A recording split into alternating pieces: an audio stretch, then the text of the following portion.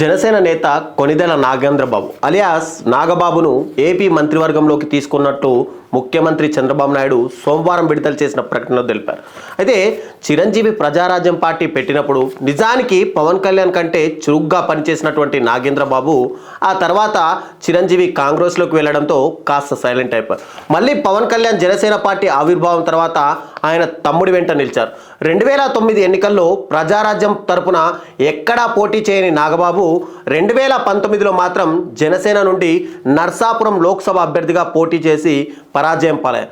ఈ ఏడాది 2024లో జరిగిన ఎన్నికల్లో అనకాపల్లి నుంచి లోక్సభకు పోటీ చేయాలని నాగబాబు భావించినట్టు ఒకవైపు ప్రచారం కూడా జరిగింది. అయితే ఆ సీటు బీజేపీకి కేటాయించడంతో ఆయన పోటీ నుంచి విరమించుకున్నారు. ఇక పవన్ కూడా బీజేపీ కోసం ఓ ఎంపీ సీటును జనసేన వదులుకోవాల్సి వచ్చిందని కూడా అప్పట్లో సంచలన వ్యాఖ్యలు చేశారు. అయితే పవన్ అనకాపల్లి సీటు గురించే చెప్పారన్న చర్చ అప్పట్లో రాజకీయ వర్గాల్లోనూ జోరుగా ప్రచారం జరిగింది. ఇక ఆ ఎన్నికల్లో కూటమి ఘన విజయం సాధించడం, జనసేన పోటీ చేసిన అన్ని సీట్లలోనూ విజయం సాధించిన నేపథ్యంలో ఇక నాగబాబును జనసేన నుంచి రాజ్యసభకు పంపుతారని ఒకవైపు ప్రచారం కూడా జరిగింది. ఇటీవల పవన్ కళ్యాణ్ ఢిల్లీకి వెళ్ళిన సమయంలో కూడా ఆ ప్రచారానికి మరింత బలం చేకూర్చింది. కానీ ఇప్పుడు స్వయంగా ముఖ్యమంత్రి టీడీపీ అధినేత చంద్రబాబు నాయుడు పేరిట సోమవారం రాత్రి వెలువడిన ఓ ప్రకటనలో నాగబాబుని రాష్ట్ర మంత్రివర్గంలోకి తీసుకున్నట్టు ఆయన ప్రకటించారు. ఇక కూటమి తరపున రాజ్యసభ అభ్యర్థుల ప్రకటన సందర్భంగా ఈ విడుదల చేసిన ఏదైతే ప్రకటన ఉందో నాగబాబును మంత్రివర్గంలోకి తీసుకుంటున్నట్టు స్పష్టమైన ప్రకటన చంద్రబాబు చేశారు. సీఎం ప్రకటనతో నాగబాబు చట్టసభల్లోకి ప్రవేశించడం ఇక్కడ స్పష్టంగా ఖాయంగా కూడా కనిపిస్తుంది.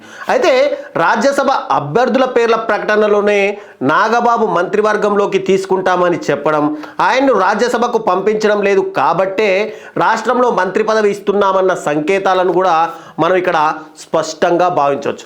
అయితే మంత్రివర్గంలో అన్నదమ్ముల ప్రస్థానం చూస్తే ఒకే కుటుంబం నుంచి అన్నదమ్ములు ఒకే క్యాబినెట్లో మంత్రులుగా ఉన్న పరిస్థితి ఆంధ్రప్రదేశ్లో ఎప్పుడు కూడా లేదు.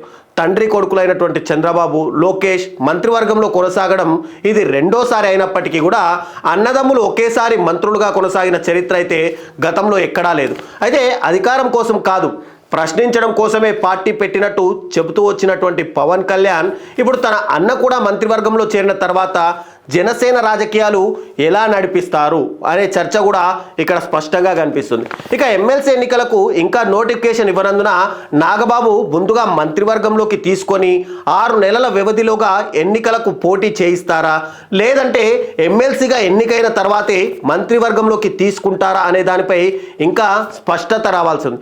కాగా గత వైసీపీ హయాంలో 25 మంత్రులు కొనసాగగా ప్రస్తుతం కూటమి ప్రభుత్వంలో 24 మంది మంత్రులే ఉన్నారు. ఇక ఖాళీగా ఉన్నటువంటి ఆ ఒక్క మంత్రి పదవిని బీజేపీకి ఇచ్చే అవకాశం ఉందని విజయవాడ పశ్చిమ నియోజకవర్గం నుంచి గెలిచిన సుజనా చౌదరికి మంత్రివర్గంలోకి తీసుకుంటారని తొలుత ప్రచారం జరిగింది. అయితే ఇప్పుడు చంద్రబాబు ప్రకటనతో జనసేన ఆ ఛాన్స్ కొట్టేసిందని చెప్పుకోవచ్చు.